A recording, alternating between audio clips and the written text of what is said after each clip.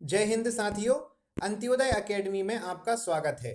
साथियों, यहाँ पर हम डेली मेंस प्रैक्टिस सीरीज 2019 के लिए जो हमारी चल रही है उसके 5वें टेस्ट डिस्कशन के साथ उपस्थित हुए हैं। हमारा यह 5वां टेस्ट ज्योग्राफी के विषय को लेकर हुआ था। साथियों, यदि आप अपनी तैयारी को और ज़्यादा सुदृढ़ बनाना चाहते हैं तो हमारी टेस्ट सीरीज को ज्वाइन कर सकते हैं।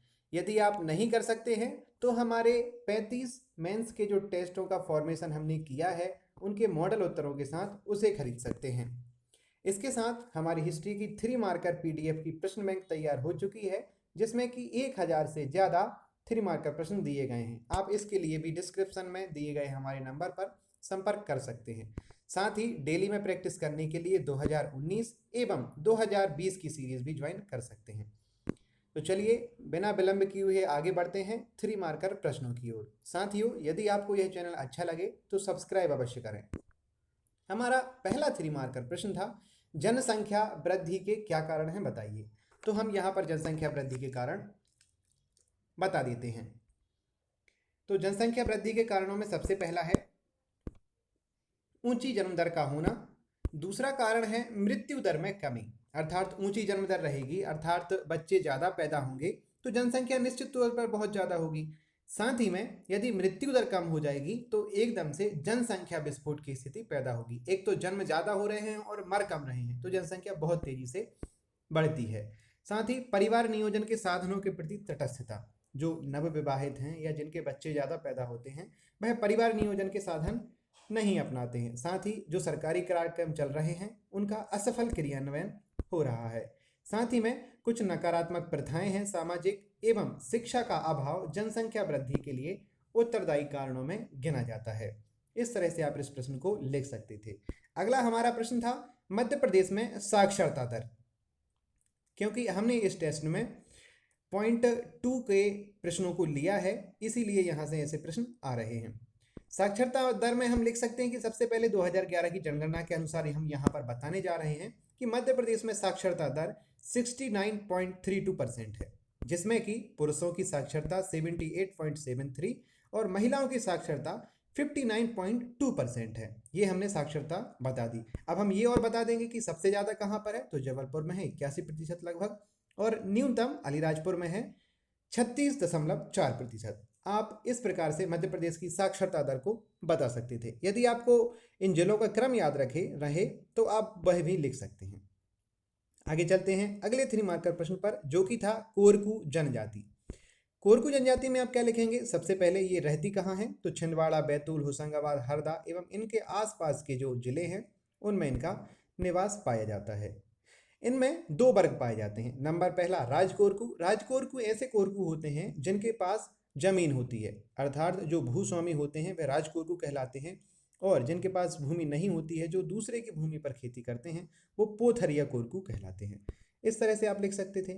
इसमें लिख सकते हैं इनका मुख्य नाट्य जो है वो खम्ब स्वांग है, बहुत ज़्यादा प्रचलित है और बहुत ज़्यादा प्रसिद्ध भी है। और कोरकू जनजाति में भी कन्या मूल्य का प्रचलन होता है, अर्थात कोई व्यक्ति विवाह करेगा तो वह कन्या मूल्य चुकाएगा। जब कोरकू जनजाति में जब कोई व्यक्ति की मृत्यु हो जाती है तो सिडोली प्रथा के द्वारा उसका अंतिम संस्कार किया जाता है। यह आप कोरकू जनजाति में आराम से लिख सकते थे।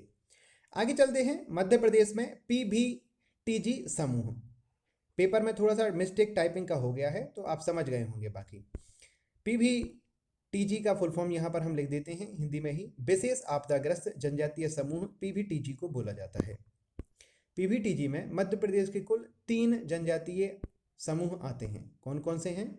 पहला है बैगा, दूसरा भारिया और तीसरा है सहरिया, जो कि उत्तरी मध्य प्रदेश में निवास करता है।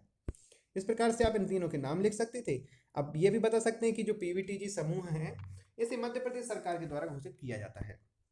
साथ ही में यह अत्यधिक पिछड़े हुए होते हैं, सामाजिक मुख्य धारा से कटे हुए वर्ग हैं। साथ ही में इनकी जनसंख्या बहुत कम है, इसलिए यह अल्पसंख्यक वर्ग भी है।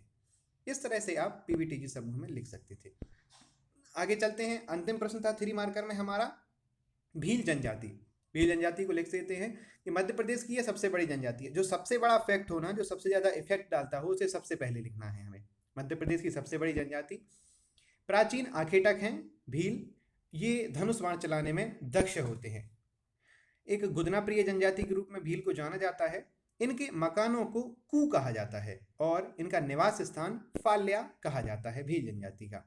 भील जनजाति में भगोरिया हाट विश्व प्रसिद्ध है। आपने भी सुना होगा होली के समय झाबुआ जिले में भगोरिया हाट का आयोजन किया जाता है। इस जिले में क्या होता है कि लड़के जिनके विवाह नहीं होते हैं, मतलब अविवाहित लड़के और अविवाहित लड़कियां इस मेले में भाग लेती हैं और होली के समय एक दूसरे पर गुलाल लगाकर अपनी विवाह की रजामंदी प्रस्तुत करती हैं। ये भगोरिया हाट में होता है। ठीक है, आगे चलते हैं। अब चलते हैं हमारे 6 मार्कर प्रश्नों की ओर। 6 मार्कर हम यहाँ से स्टार्ट करते हैं। यदि आपको अच्छा लग रहा हो तो हमारे चैनल को सब्सक्राइब जरूर कीजिए। 6 मार्कर में हमारा पहला प्रश्न था मिट्टी एवं ढाल के आधार पर, सॉरी टाइपिंग मिस्टेक है, मिट्टी एवं ढाल के आधार पर उत्तर के विशाल मैदान का वर्गीकरण दीजिए। तो हम मिट्टी एवं ढाल के आधार पर वर्गीकरण देख लेते हैं। सबसे पहले इंट्रोडक्शन के रूप में हम लिखेंगे कि उत्तर भारत का विशाल मैदान सिंधु, सतलुज, गंगा, ब्रह्मपुत्र तथा उनकी सहायक नदियों के द्वारा लाई गई जलोढ़ मिट्टी से हुआ है। यह मैदान पंजाब, हरियाणा, उत्तर प्रदेश, बिहार, पश्चिम बंगाल आदि क्षेत्रों तक फैला हुआ है। ये हमने इंट्रोडक्शन में दे दिया। अब हम बताएंगे कि जो वर्गीकरण है मिट्टी एवं ढाल के आधार पर वह किस प्रकार है। तो यह 5 प्रकार से बांटा गया है: भावर प्रदेश, तराई प्रदेश, बांगर प्रदेश, खादर और डेल्टाई प्रदेश। इस प्रकार से आप इसको लिख सकते थे। साथ ही में थोड़ा सा हम इनका डिस्क्रिप्शन दे देंगे कि भावर प्रदेश क्या होता है। शिवालिक गिरिपद से सिंधु से तीस्ता नदी तक यह फैला हुआ है भावर प्रदेश। भावर प्रदेश में क्या होता है, बहुत सारे कंकड़ पत्थर एकत्रित हो जाते हैं क्रमशः छोटे और बड़े पत्थरों के क्रम में। इससे जो भी नदी आती है गिरिपद से, जो गिरी से जो निकलती है पर्वत से, वो इस कंकड़ पत्थरों में विलुप्त हो जाती है। यह भावर प्रदेश की विशेषता है। अब तराई प्रदेश की बात करें तो जहां पर भावर प्रदेश खत्म होता है उसके नीचे से ही तराई प्रदेश स्टार्ट हो जाता है। यह थोड़ा सा दलदलीय क्षेत्र होता है। इस स्थान पर जहां भावर की नदियां विलुप्त हुई थी वो यहाँ पर दिखाई देने लगती हैं। यह तराई प्रदेश की विशेषता है। बांगर प्रदेश, अब बांगर प्रदेश ऐसा क्षेत्र होता है जहां पर बहुत पहले बाढ़ आती थी और उस बाढ़ के द्वारा जलोढ़ मिट्टी एकत्रित कर दी गई थी। तो अब वहां तक बाढ़ पहुंच नहीं पाती है, वह ऊंचा प्रदेश है और जहां पर पुरानी जलोढ़ मिट्टी पाई जाती है वह बांगर प्रदेश कहलाता है। अब खादर प्रदेश कैसा है, तो इसका जस्ट उल्टा, मतलब इसमें नवीन जलोढ़ मैदान है, नवीन जलोढ़ मिट्टी पाई जाती है और यहाँ पर प्रतिवर्ष बाढ़ आती है। अब बाढ़ आएगी तो नवीन जलोढ़ मिट्टी को फिर से उसके ऊपर बिछाकर चली जाएगी। यह इसकी विशेषता है। डेल्टाई प्रदेश क्या होते हैं, गंगा तथा ब्रह्मपुत्र नदियां अपने साथ बहुत सारे अवक्षेप बहाकर ले जाती हैं और उन्हें मुहाने पर गिरा देती हैं। उन्हीं अवशेषों के निक्षेपण के कारण जो मैदान निर्मित होते हैं वो डेल्टाई प्रदेश के अंतर्गत आते हैं। यहाँ पर कुछ डेल्टा हैं जो पुराने डेल्टा हैं वो भारत में बचे हैं और नवीन डेल्टा अब बांग्लादेश में पहुंच गए हैं वर्गीकरण के बाद। इस तरह से आप इस प्रश्न का उत्तर बहुत आराम से लिख सकते थे। आगे चलते हैं, देख लेते हैं अगला प्रश्न हमारा क्या था 6 मार्क का। अगला प्रश्न था मध्य प्रदेश के कोयला क्षेत्रों को बताइए। तो हमको यहाँ पर मध्य प्रदेश के कोयला क्षेत्र बताने थे। आइए देख लेते हैं इसका उत्तर हम किस प्रकार लिखेंगे। सबसे पहले इंट्रोडक्शन दे देते हैं। आप सबको भी पता है कि कोयले को ऊर्जा की जननी के रूप में जाना जाता है। तो हमने यही पॉइंट यहाँ पर यूज कर लिया कि कोयले को ऊर्जा की जननी के रूप में जाना जाता है। मध्य प्रदेश में भी कोयले के प्रचुर भंडार उपस्थित हैं। ये इंट्रो हो गया। अब मेन बॉडी पर आते हैं तो यहाँ पर हम लिख देते हैं कि यहाँ पर 2 क्षेत्र हैं। एक मध्य भारत का कोयला क्षेत्र है। अब इसका थोड़ा सा इंट्रो दे देंगे। भंडार के क्षेत्र में यह प्रथम पायदान पर है। कौन सा? मध्य भारत का कोयला क्षेत्र। इस क्षेत्र की कोयले की खदानें सोन नदी बेसिन में स्थित हैं, अर्थात सोन नदी जो है उसके ही बेसिन में मध्य भारत का कोयला क्षेत्र स्थित है। और यह क्षेत्र किन जिलों में पड़ता है?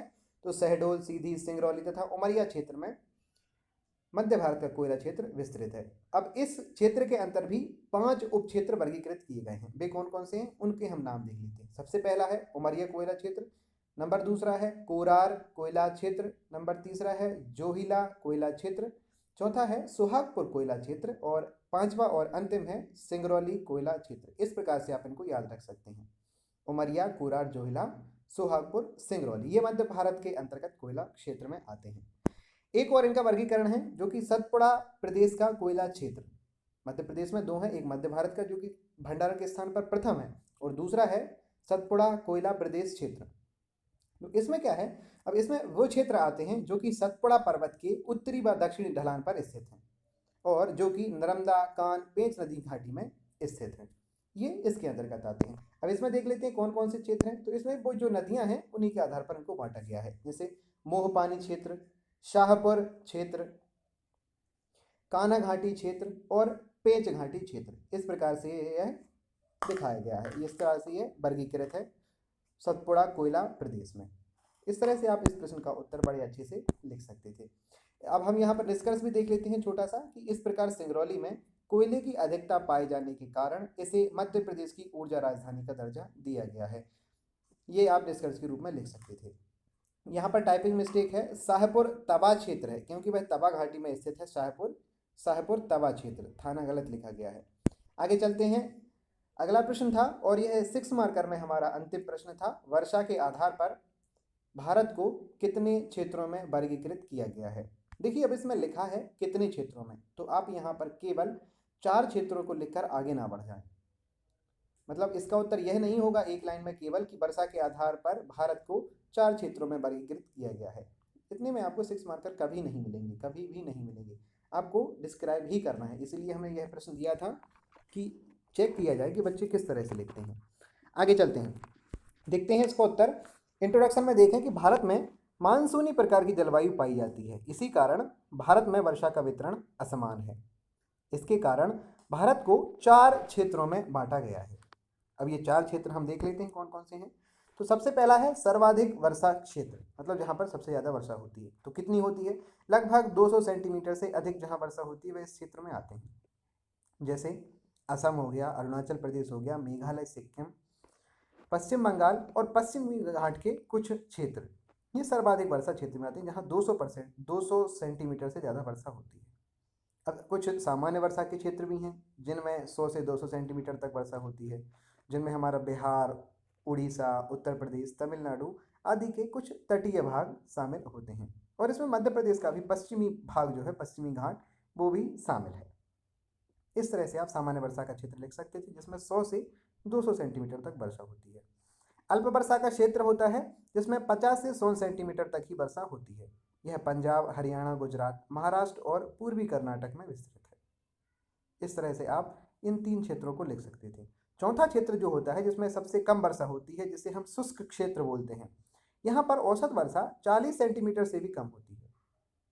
इसमें कच्छ, गुजरात का कच्छ, थार, मरुस्थल और पंजाब, हरियाणा के कुछ दक्षिणी क्षेत्र के भाग इसमें सम्मिलित किए जाते हैं।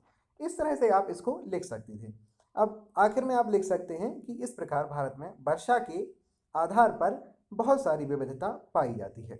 मतलब बहुत सारे क्षेत्रों में ज़्यादा गिरता है, कहीं कम गिरता है, कहीं उससे भी कम गिरता है, और बहुत सारे क्षेत्र तो ऐसे भी हैं जहाँ पर वृष्टि छाया प्रदेश निर्मित हो जाते हैं।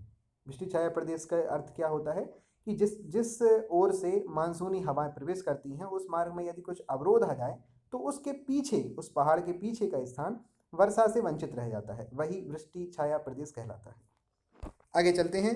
इस प्रकार से हमारे 6 मार्कर प्रश्न समाप्त होते हैं। 15 मार्कर को हम यहाँ पर स्टार्ट करने जा रहे हैं। यदि आपको हमारा यह सीरीज और हमारा यह प्रयास अच्छा लग रहा हो तो चैनल को सब्सक्राइब करना ना भूलें, और यदि आप ज्वाइन करना चाहते हैं तो डिस्क्रिप्शन में दिए गए नंबरों पर जरूर संपर्क करें। 15 मार्कर में हमारा प्रश्न था, 15 मार्कर में हम एक ही प्रश्न उपलब्ध कराते हैं और इसमें यह था मध्य प्रदेश के भौगोलिक प्रदेशों का वर्णन कीजिए। तो हम इसमें भी लिख देते हैं। सबसे पहले इंट्रोडक्शन लिखेंगे कि मध्य प्रदेश प्राचीन गोंडवाना लैंड का हिस्सा है। यहाँ पठार में आद्य महाकल्प से लेकर नवीनतम कल्प की चट्टानें पाई जाती हैं। मतलब यहाँ की जो जमीन है उसमें पुराने जमाने से लेकर नए जमाने तक की चट्टानें पाई जाती हैं। मध्य प्रदेश में मैदान, पठार, पर्वत श्रेणियाँ आदि की व्यवस्था विद्यमान है। अर्थात यहाँ का जो भौतिक प्रदेश है उनमें मैदान, पर्वत, पठार सभी चीज़ें पाई जाती हैं। बहुत सारे भूगोलवेत्ताओं ने कुछ बिंदुओं के आधार पर प्रदेश के भौगोलिक वर्गीकरण को निम्न प्रकार से प्रस्तुत किया है। मतलब जो भूगोलवेत्ता हुए हैं उनने इस प्रकार उसको वर्गीकृत किया है। अब कैसे किया है उसे हम यहाँ पर देख लेते हैं। सबसे पहले हम लिख देंगे कि इसको 3 भागों में बांटा गया है। सबसे पहला मध्य उच्च प्रदेश, दूसरा है सतपुड़ा श्रेणियाँ और तीसरा है पूर्वी पठार। अब मध्य उच्च प्रदेश के अंतर्गत मध्य भारत का पठार आता है, बुंदेलखंड का पठार, मालवा का पठार, रीवा पन्ना का पठार और नर्मदा घाटी क्षेत्र आता है। यह मध्य उच्च प्रदेश के अंतर्गत भौगोलिक प्रदेश हैं। अगला जो भाग है सतपुड़ा श्रेणी, इसमें एक तो सतपुड़ा श्रेणियां और दूसरी मैकल श्रेणियां सम्मिलित की जाती हैं, इसलिए इसको संयुक्त रूप में सतपुड़ा मैकल श्रेणी क्षेत्र बोल दिया जाता है। पूर्वी पठार के अंतर्गत बघेलखंड का पठार आता है। बघेलखंड का पठार जो कि पूर्वी मध्य प्रदेश में स्थित है। इस तरह से आप यहाँ से इसका इंट्रोडक्शन के रूप में एक पहला पेज भर सकते थे। अगले पे चलते हैं और देख लेते हैं इनका विस्तार थोड़ा। अब मध्य उच्च पठार में आ जाते हैं। तो मध्य उच्च पठार राज्य के उत्तर पश्चिम भाग में फैला हुआ है। इसे निम्न उपभागों में बांटा गया है, जो कि हम वहां पर देख चुके हैं। सबसे पहला है मध्य भारत का पठार। यह मध्य भारत का पठार राज्य के उत्तर व उत्तर पश्चिम में फैला हुआ है। इसकी ऊंचाई लगभग 300 से 500 मीटर है और क्षेत्रफल 33,000 वर्ग किलोमीटर है। इस पठार की सीमा में पूर्व में बुंदेलखंड है, पश्चिम में राजस्थान के बूंदी और करौली प्रदेश तथा उत्तर में यमुना के मैदान तथा दक्षिणी के मालवा पठार से लगी हुई है इसकी सीमा। इस तरह से आप लिख सकते हैं। नदियां देखते हैं तो नदियां चंबल, सिंध, पार्वती, कुनू आदि इस क्षेत्र में प्रवाहित होने वाली प्रमुख नदियां हैं। इस तरह से आप उसे लिख सकते थे। हमारा अगला उपभाग है बुंदेलखंड का पठार। बुंदेलखंड का पठार मध्य प्रदेश के उत्तर में स्थित है। इसकी ऊंचाई 155 से 400 मीटर तक है और इसका क्षेत्रफल भी 24,000 वर्ग किलोमीटर है। यह पठार मुख्यतः प्री कैम्ब्रियम युग से एवं उसकी रवेदार चट्टानों तथा ज्वालामुखी की परतदार शैलों से बना हुआ है। बुंदेलखंड का पठार प्री कैम्ब्रियम युग की रवेदार तथा ज्वालामुखी परत की परतीय शैलों से बना हुआ है। ये इस तरह से आप लिख सकते थे। अगला है मालवा का पठार। मालवा का पठार जो उपभाग है उसमें क्या है? मालवा का पठार मध्य प्रदेश के उत्तर पश्चिम में स्थित एक त्रिभुजाकार पठार है। इसकी ऊंचाई 600 से 1500 मीटर तक है। मालवा का जो पठार है वह लावा से निर्मित हुआ है। इसके दक्षिण में जो दक्कन का पठार है वहां से लावा निकला और इसमें एकत्रित होता गया यहाँ से। उसी लावा के फलस्वरूप मालवा का पठार निर्मित हुआ है। चंबल, काली सिंध, बेतवा, केन, पार्वती आदि इसकी प्रमुख नदियां हैं। इस तरह से आप इसको लिख सकते थे। अगला हमारा इसका सब डिवीजन है वह है रीवा पन्ना का पठार। रीवा पन्ना का पठार रीवा एवं पन्ना क्षेत्र में जो जिले हैं उसी क्षेत्र में फैला हुआ है। इसकी भी ऊंचाई 350 मीटर से लेकर 32,000 वर्ग किलोमीटर तक है। नहीं, 3550 मीटर इसकी ऊंचाई है और क्षेत्रफल इसका 32,000 वर्ग किलोमीटर है। इसके उत्तर में बुंदेलखंड का पठार है एवं अवध का मैदान है। इस तरह इस क्षेत्र में कुछ नदियां भी हैं जैसे कि टोंस और केन इसमें प्रवाहित होती हैं। अब आते हैं हमारी नर्मदा घाटी पर। नर्मदा नदी मैकल पहाड़ियों से अमरकंटक से निकलती है। यह मध्य प्रदेश में एक रिफ्ट वैली का निर्माण करती है। नर्मदा घाटी की चौड़ाई 10 से 12 किलोमीटर है। नर्मदा घाटी के उत्तर में विंध्य पहाड़ियां व दक्षिण में सतपुड़ा व महादेव की पहाड़ियां स्थित हैं। कुछ नर्मदा घाटी की सहायक नदियां भी हैं जो कि उस क्षेत्र का निर्माण करती हैं, जैसे बारना, कानन, मान, ऊटी, सेर, शक्कर, दूधी, गंजाल। इस तरह से कुछ नर्मदा की सहायक नदियां हैं जो कि इस क्षेत्र के निर्माण में अपना योगदान देती हैं। आगे चलते हैं। अगला हमारा जो डिवीज़न है सेकंड डिवीज़न। अभी तक हम फर्स्ट के सब डिवीज़न देख रहे थे। अब आते हैं सेकंड पर जो कि था सतपुड़ा मैकल श्रेणियाँ। सतपुड़ा मैकल पर्वत श्रेणियाँ मध्य प्रदेश राज्य में नर्मदा घाटी के दक्षिण में स्थित है। सतपुड़ा जो है नर्मदा के दक्षिण में है। इसकी ऊंचाई 400 से 600 मीटर है। सतपुड़ा श्रेणियाँ नर्मदा व ताप्ती नदी से घिरी त्रिभुजाकार क्षेत्र के रूप में विस्तृत है। यह भी त्रिभुजाकार क्षेत्र में है और मालवा का पठार भी हमने अभी पढ़ा, वो भी त्रिभुजाकार क्षेत्र में ही फैला हुआ है। अगला वाला बिंदु है हमारा पूर्वी पठार। पूर्वी पठार हमारा थर्ड डिवीजन था जिसे हम बघेलखंड का पठार भी कहते हैं। बघेलखंड के पठार का या पूर्वी पठार राज्य के पूर्व में स्थित है, मतलब ये जो है राज्य के पूर्वी क्षेत्र में स्थित है। यह राज्य का प्राचीन भूखंड है और इसी क्षेत्र में से सोन नदी होकर प्रवाहित होती है। यह पूर्वी पठार था बघेलखंड का। यह भी काफ़ी पिछड़ा हुआ क्षेत्र है आर्थिक दृष्टि से। इस प्रकार से हमारा यह डिस्कशन पूरा होता है। और आपको यह वीडियो कैसा लगा यह कमेंट में लिखकर जरूर बताएं। वीडियो देखने के लिए धन्यवाद। जय हिंद, जय भारत।